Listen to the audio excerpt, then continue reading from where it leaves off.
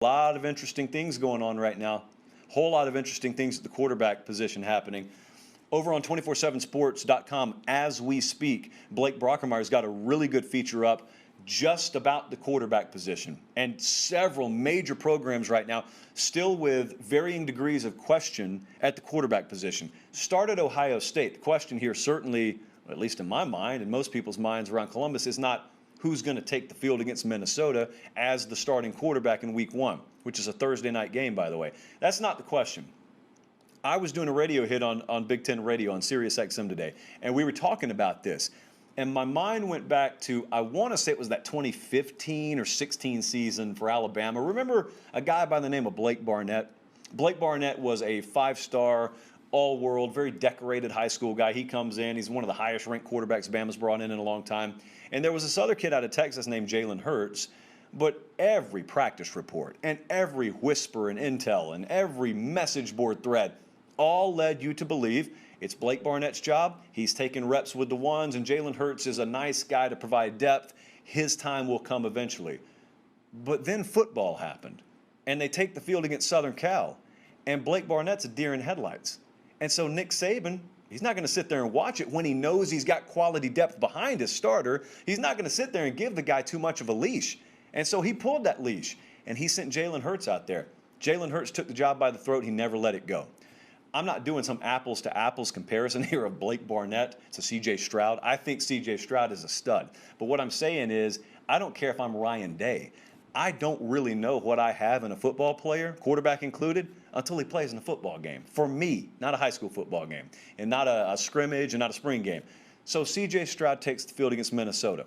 If they're up 21-3 after one quarter, we probably have our answer. But there's this other thing that can happen. He could stumble out of the gate.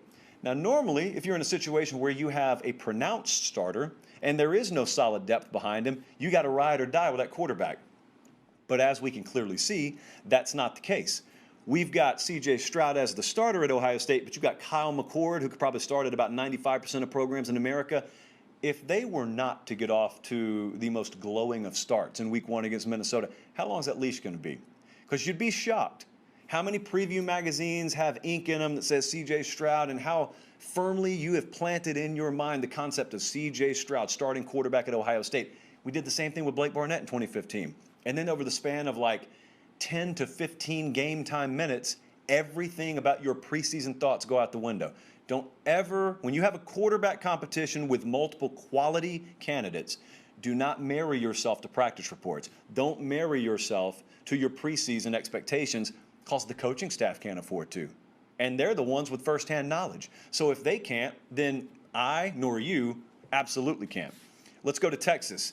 Now, this is one we've talked about pretty much every show because it matters. That's why we've talked about it every show. Steve Sarkisian, as recently as yesterday, still stating that he does not know who his starter is going to be between Casey Thompson and Hudson Card, nor does he have a definitive timeline on this thing. And I am growing, as a result, more and more curious by the day about whether we may be heading towards a week 1 game against Louisiana where we may see 2 quarterbacks taking the field as part of the game plan. Now, that may have been the case all along anyway, but right now it could be the case because we don't have a starter by then. I believe Steve Sarkisian now when he says, I'm going to make the choice when I feel it. And if I don't feel it, then I'm not making the choice today, tomorrow, a week from now. I really think that's where they're at. I mean, they had a very disappointing scrimmage. He said as much. Steve Sarkisian said as much last week. They got another one coming up, and I mean, you never know. Like, someone could separate and someone could really own that scrimmage. I think they scrimmage this Saturday. But right now, no one's taking it. And I've spoken my piece about why I think it's so important for someone to grab that job for like 4 or 5 different reasons, not the least of which you need one to win you football games. But I think reputation early on, it's on the line for Steve Sarkisian. In a way, it shouldn't be. Really think about what I just said, because it's kind of stupid. Steve Sarkisian's reputation is the reason he got the job. Steve Sarkisian's reputation as a play caller or a developer at the quarterback position after that clinic he put on the last couple of years is not in doubt. But yet it's still going to be thrust in doubt, whether I like it or not, if he makes a decision and then that guy bombs early in the year and the locker room sees it and the fan base, the assembled media see it. Well, Sark must have made the wrong call. Well, that's only if the other guy was the right call. I mean, the guy's forgotten, Steve Sarkisian, more about developing this position and coaching this position than we'll ever know in 10 lifetimes. Stands to reason he probably, even if the guy bombs, chose the lesser of, I don't want to say two evils. We're talking about college quarterbacks, but you understand what I mean there. Point being, nothing is settled in Austin. We have gotten well past the point where we hoped it would have been settled, but that's where things stand right now. How about Auburn? Auburn was Bo Nix's job to lose, still is, as far as I'm concerned.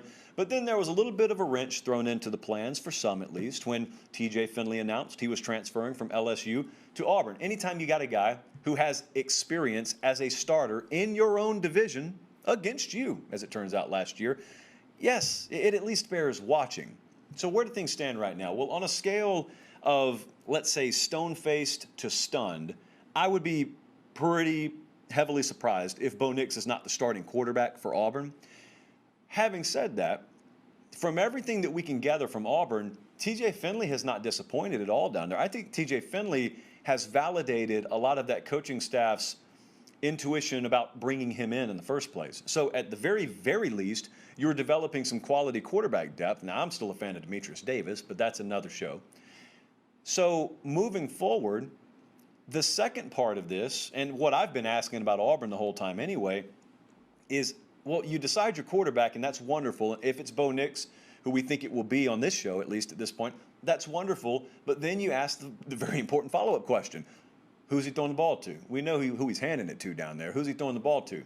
Well, that brings me to my next point, and that is the returns out of Auburn about their receiver room, unless they're just blowing smoke, which I don't tend to think they are about this particular topic, have been very good. So who knows? Maybe we see a competent, fully functioning, forward motion offense down there after all. You look at the Auburn schedule, it is not like Georgia's. They don't face a top 5 team right out of the gate. They got a couple of games, tune up against Akron and Alabama State, and then they go to Penn State.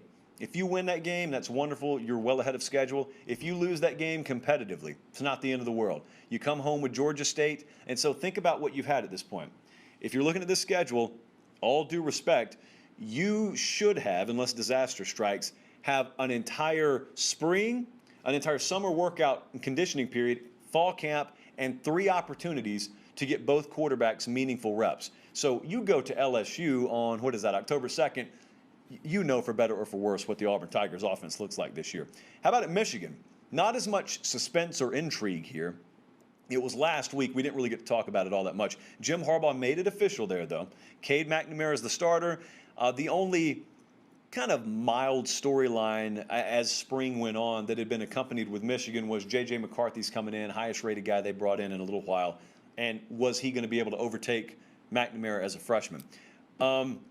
I was 50-50 on that. I mean, I watched it, but it became clear as camp started that probably wasn't the way it was going to shake out. And Jim Harbaugh's been pretty definitive about this when he's talked about it. So just like Auburn, you do not associate Michigan with great wide receiver play. At least you haven't recently, just like you hadn't with Auburn. At Auburn, they're very happy with their receiver room. At Michigan, you got people around there who would look you dead in the eyes and say, wide receiver is our best position group on this team. And they have names now.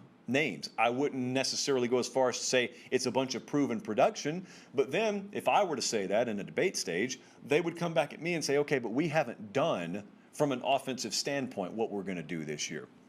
I can buy that in August. Again, it's August right now. I can buy that. Now in November, I'm going to have all this intel, and I'm going to be able to throw it in your face, so it better tell me what you're promising me right now, but I can buy that. So Cade McNamara, really good backfield.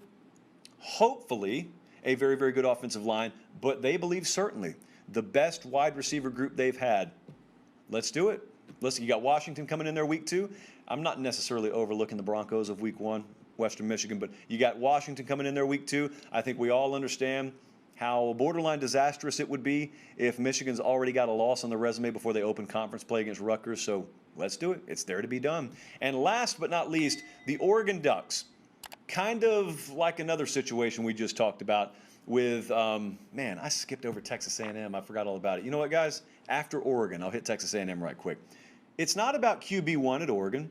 That is, again, I think, been made pretty clear. When we talked about Oregon on the show the other night, had some folks from Oregon hit me up, folks very close to the program, and say, we'll be okay. We'll be fine. We feel very good regardless of who we're running with at quarterback. So I trust that person's opinion. Having said that, again, it's not about week 1. It's that week 2 game. Everyone circles. And that Ohio State game is going to, I think, provide a very good filter for that team. And you're going to run that offense through that filter, and you're going to see what's left. And then we're going to, I think, reassess the Oregon season. And we're going to ask, where is Ty Thompson at that point? Because Anthony Brown's in all likelihood starting the season, but if they go on the road and the worst fear is realized, I mean, worse things have happened, and they can't move the ball, even though they got all these weapons, one of which we're going to talk about at great length later in the show, then I think we got to have a strong conversation because we haven't lost a conference game by that point. Still got our entire conference slate, but I mean, we got to make sure we're maximizing the functionality of the offense. And since I skipped right over Texas A&M, let's shoot back down to College Station right quick. Still feel like it's Haynes King here. I don't think that's ever changed. I don't think there's been a point where anyone close to the program's looked and said, no, I think things have changed. Having said that, Zach Calzada has gotten a lot of meaningful reps in camp. Zach Calzada is somebody that if you ask Jimbo Fisher about him right now, he would speak probably about 3 times as fast as I am, but he'd say, I feel like Zach can win us football games. I do too, for the record. That's not a bad quarterback there. And so I think the follow-up is, because it's a little different dynamic, Texas A&M doesn't open with marquee opponents. They play Kent State, Colorado, and Denver, no less. Fun fact coming up. And they play New Mexico. And so we get to find out. We probably get to find out in some stretched score situations, if you will, what these two quarterbacks are all about. Now, here's the fun fact. The fun fact is you see this game they're playing in week 2. They're playing Colorado. They're playing them in Denver. You know, Vanderbilt plays Colorado State the same day. And Colin, I don't know if you got stats and info in there. No, you don't, because you're the only person here. Okay, so our stats and info department's not ready. But if they were, I would venture to think this has got to be the first time 2 SEC programs have played a game in the state of Colorado in the same day in the history of the earth. And that's going back a long way. So that's a look at the quarterback situations around just America and Earth, but not necessarily extending far from that.